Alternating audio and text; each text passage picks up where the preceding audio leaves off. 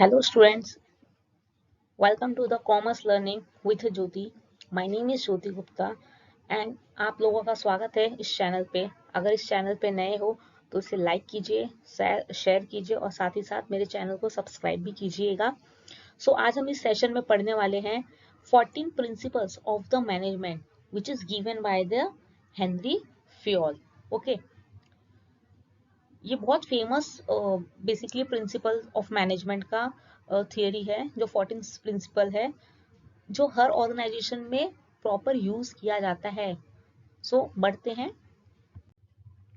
सो जो principle of management का जो थियरी है, ये है हेनरी फ्योल, जिन्होंने 14 प्रिंसिपल्स दिए हैं रिलेटेड टू द मैनेजमेंट की हर ऑर्गेनाइजेशन के मैनेजमेंट को ये सारे प्रिंसिपल्स फॉलो करने चाहिए।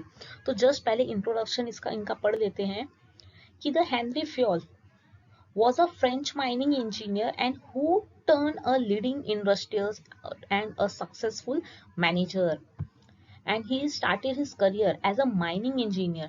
ठीक है, इन्होंने जो अपना करियर स्टार्ट किया था वो एज अ माइनिंग इंजीनियर में किया था, इन फ्रेंच माइनिंग कंपनी में। ठीक है, ये कोई फ्रेंच माइनिंग कंपनी में जो उन्होंने अपना करियर स्टार्ट किया वो कैसे स्टार्ट किया था, माइनिंग इंजीनियर से।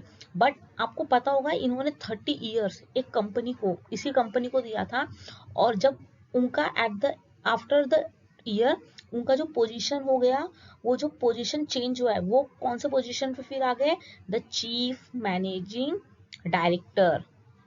कौन से पोजीशन पे आ गए थे, चीफ मैनेजिंग डायरेक्टर के पोजीशन पे आ गए थे।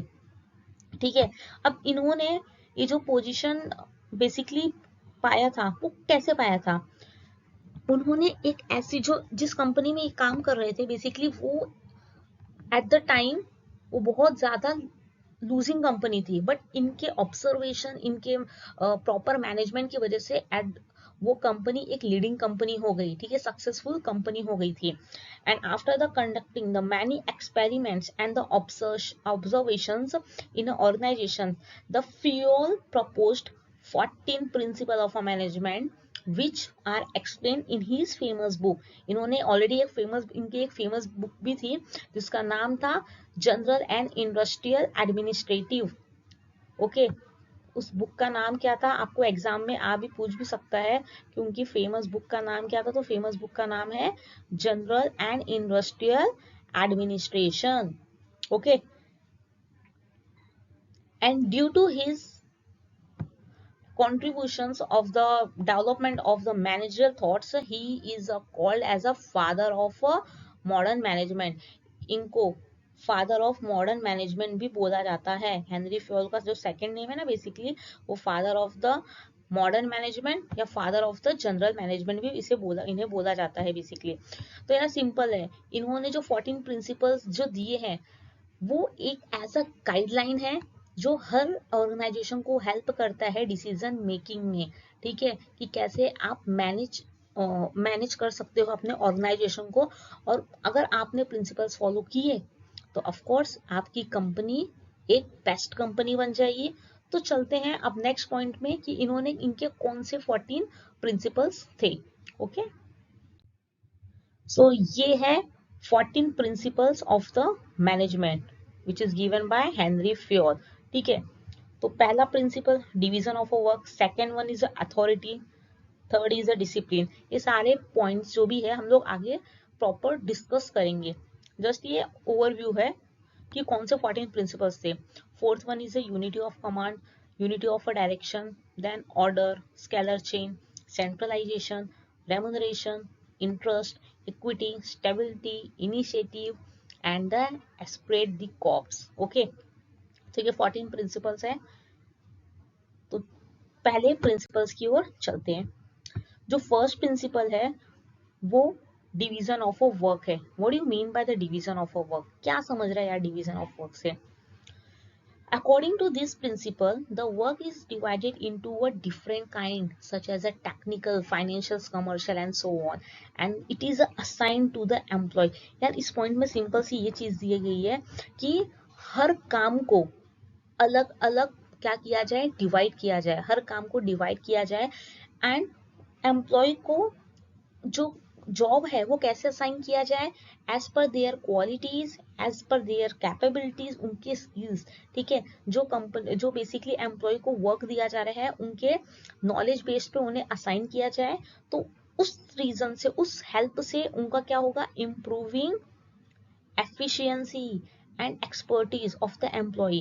यार सिंपल सी चीज है, अगर एक पर्सन एक काम में, उसको एक ही काम दिया जाएगा तो ऑफ कोर्स वो उस फील्ड में एक्सपर्ट हो जाएगा, ठीक है। आप अपने कॉलेज में भी देखते होगे, अगर एक सर अकाउंट्स पढ़ा रहा है, आफ्टर द ईयर वो उस चीज में एक्सपर्ट हो जाते हैं, ठीक है। तो ऐसे सेम एम्प्लॉय का भी है।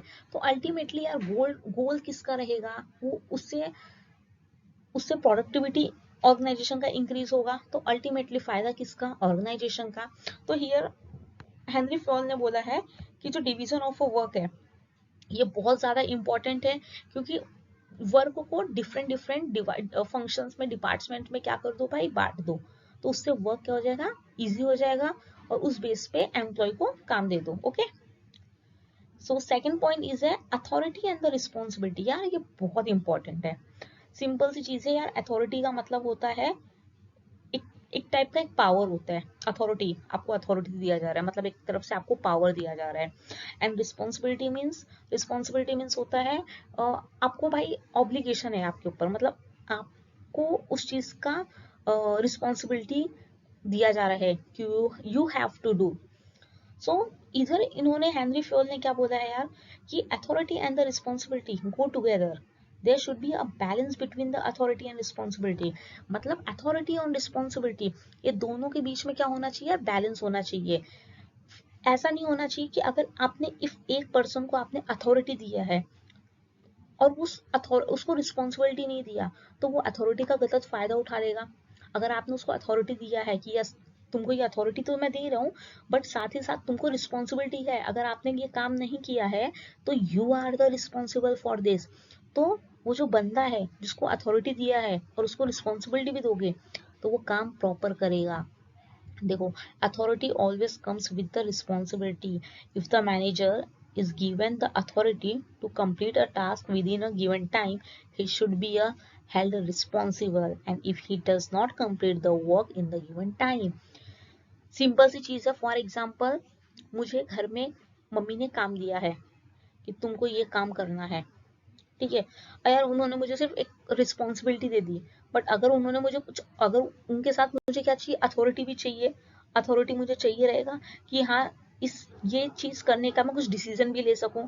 तो यार सिंपल है, अगर मेरे पास अथॉरिटी नहीं रहेगी तो मैं शायद उस रिस्पॉन्सिबिलिटी को मैं पावर प्रॉपर नहीं कर सकूं। तो इधर दोनों चीज क्या है, इंपॉर्टेंट है। Okay, so next point is a discipline. Discipline is a very important.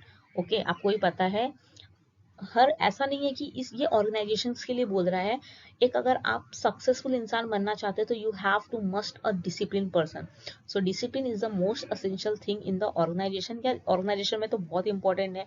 Employ must obey and respect the rules and regulations. Okay, rules and regulations organizations के फॉलो करने चाहिए। क्यों, अगर भाई ऑर्गेनाइजेशन का टाइम है कि आपको 9:30 बजे आने का है, ठीक है, 9:30 यू हैव टू रीच, और आपने अपने पापा का ऑफिस समझ के आप 10:30 आ रहे हो, तो डू यू लगता है तुमको कि वो ऑर्गेनाइजेशन विदाउट डिसिप्लिन गोल अपना अचीव कर पाएगा? नहीं, वो गोल अचीव नहीं कर पाएगा यार, क्योंकि एक एम्प्लॉय को देख के दूसरा एम्प्लॉय भी सेम वही करने वाले रहे। So the good discipline is a result of effective, okay, and the without and the discipline have to achieve the organisation goal, ठीक है। और ये ऐसा डिसिप्लिन ऐसा नहीं है कि जो लोअर लेवल को ही डिसिप्लिन दिया जाए और अपर लेवल वाले एकदम मजा करे, नहीं। जो डिसिप्लिन है वो सब जगह पे, सब लेवल पे क्या करता है भाई, वर्क करता है। तो डिसिप्लिन होना भी कंपलसरी है। So fourth point is a unity of a command. What is a unity of command यार? यूनिटी ऑफ कमांड, नाम से लग रहा है यार क्या पावर है। यूनिटी ऑफ कमांड का मतलब क्या होता है कि each member of the organization, each member of the organization should receive, जो ऑर्डर है वो एक बॉस से मिलना चाहिए। एक बॉस से मतलब क्या, फॉर एग्जाम्पल आपको आपके पापा ने एक वर्क दे दिया है कि आपको बेटा ये 4 घंटे में करना है। आप उस टाइम पे कर लोगे, बट अगर आप में उसी में आपकी मम्मी ने, आपके भाई ने, आपकी बहन ने, 4 लोगों ने तुमको बोल दिया कि ये भी कर, ये भी कर, और फिर तुम क्या हो जाओगे भाई, तुम कंफ्यूज हो जाओगे कि पापा का काम करूं पहले कि मम्मी का करूं कि भाई का करूं कि दीदी का करूं। सो हियर इन्होंने क्या बोला है कि each member of the organization, हर एक बंदे को एक ही बॉस का क्या होना चाहिए, ऑर्डर रिसीव होना चाहिए। ऐसा नहीं होना चाहिए, इधर साफ साफ दिया है कि if it helps to avoiding the confusion, if an employee receive commands from more than one authority, he will get confused and will not be able to take the decision about whose order should be followed। अभी मैंने आपको बोला कि अगर आपको सिर्फ पप्पा ने दिया तो आप पप्पा का कर लोगे, बट मम्मी भाई बहन दीदी सबका दे दिया तो यार तुम ही कंफ्यूज हो जाओगे कि किसका पहले करूं किसका बाद में करूं। Okay, so this is a wrong approach. So ये जो मोर देन वन का सिस्टम है वो गलत अप्रोच है। तो इसी के लिए क्या किया गया है, ऑर्गेनाइजेशन में ना बेसिकली एक हायरार्की रहती है, उसमें प्रॉपर डिफाइन किया जाता है कि ये एम्प्लॉय को, ईच एम्प्लॉय को कौन वर्क देगा, कौन ऑर्डर देगा। ठीक है, तो ये होता है unity of command. Unity of direction का मीन्स क्या होता है, यूनिटी ऑफ डायरेक्शन का मीन्स ये है कि there should be a one head और वन प्लान, मतलब सारे लोगों का, each group of the organization should have the same objective, मतलब सब लोगों का एक ही ऑब्जेक्टिव होना चाहिए। ऐसा नहीं होना चाहिए कि तुम्हारा कुछ और ऑब्जेक्टिव हो और ऑर्गेनाइजेशन का कुछ और। बेसिकली क्या है कि ऑर्गेनाइजेशन का एक गोल होना चाहिए, ऐसा नहीं कि 3-4 गोल उन्होंने डिसाइड कर लिए, ये भी होना चाहिए ये भी होना चाहिए, तो उसमें भी ऑर्गेनाइजेशन गोल अचीव नहीं कर पाएगा। अगर सारे टीम मेंबर इंडिविजुअल सब अगर एक ही गोल पे फोकस करे, ठीक है, अगर एक ही गोल पे फोकस करेगा तो ऑलरेडी ऑर्गेनाइजेशन क्या कर लेगा, गोल अचीव कर लेगा। अगर उनके डिफरेंट डिफरेंट गोल रहेंगे तो भाई फिर इम्पॉसिबल है। Okay, so next point is a principle of a subordinate of individual interest to organization interest। It means according to this principle the interest of individual must be less important than the interest of organization. या simple सी चीज है, organisation का, organisation level पे तुम organisation का interest देखोगे कि हर एक बंदे का इंटरेस्ट देखोगे, नहीं। इसमें हेनरी फॉल ने बहुत अच्छी बात बोली है कि जब आप कोई सा भी डिसीजंस ले रहे हो रिगार्डिंग द ऑर्गेनाइजेशन, तो मैनेजर क्या कंसीडर करेगा, इंटरेस्ट होल ग्रुप का, ना कि इंडिविजुअल का, ना कि सिंगल एम्प्लॉय का। ठीक है, ऑर्गेनाइजेशन लेवल पे सब ग्रुप का इंटरेस्ट होना चाहिए। ऐसा नहीं है यार एक रूट के बैठी है या एक रूट के बैठा है तो उसके लिए पूरे ग्रुप का डिसीजन चेंज हो जाएगा, नो। समझे? Similarly employee should protect the interest of the organization. ऐसे ही एम्प्लॉय को भी ऑर्गेनाइजेशन का क्या करना चाहिए, इंटरेस्ट फॉलो करना चाहिए, प्रोटेक्ट करना चाहिए। जैसे team member, for example in every game, तुमको भी पता है यार क्रिकेट में, अब क्रिकेट तो सब देखते हैं यार, तो ईच ईच टीम मेंबर का सपना क्या रहता है यार, अल्टीमेट गोल क्या रहता है कि मैच जीता जाए। ऐसा थोड़ी ना है यार कि वो अपने इंडिविजुअल रिकॉर्ड के चक्कर में ऐसा ना हो जाए कि बेसिकली वो मैच ना जीते, ऐसा तो नहीं होता है। फॉर एग्जाम्पल एक प्लेयर खेल ही नहीं रहा है, एक रन बना रहा है, एक रन बना रहा है और नीड तो बहुत अच्छे ना रन की है, तो वो सोचेगा ना कि यार मैं आउट हो जाता हूँ, अगला बंदा अच्छा खेल लेगा मेरे से, वो 6 उसमें अगर उसके अगले वाले बंदे में 6 मारने की कैपेसिटी है तो पहला वाला का आउट होना ज्यादा जरूरी है ना। तो सेम ऐसे ही होता है कि ऑर्गेनाइजेशन का गोल देखा जाता है, टीम का गोल देखा जाता है, अपना पर्सनल गोल नहीं देखा जाता है।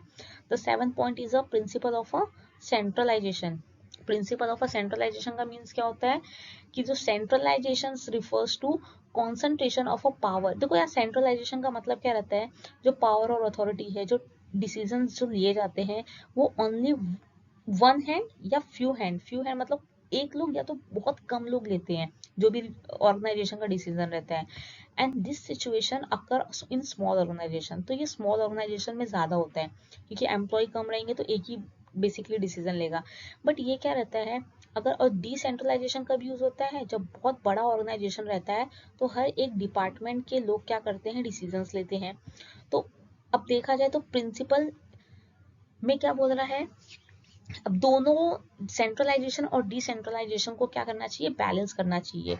अगर ये दो बेसिकली साइज ऑफ ऑर्गेनाइजेशंस के बेस पे क्या होना चाहिए, ये जो और डिसीजन का प्रिंसिपल है वो फॉलो होना चाहिए। अगर आपका फर्म ऑफकोर्स छोटा है तो आप सेंट्रलाइजेशन डिसीजन लोगे, अगर आपका फर्म बड़ा है तो आप डिसेंट्रलाइजेशन लोगे, ठीक है। मीडियम है तो बेसिकली आपको बैलेंस करके चलना पड़ेगा।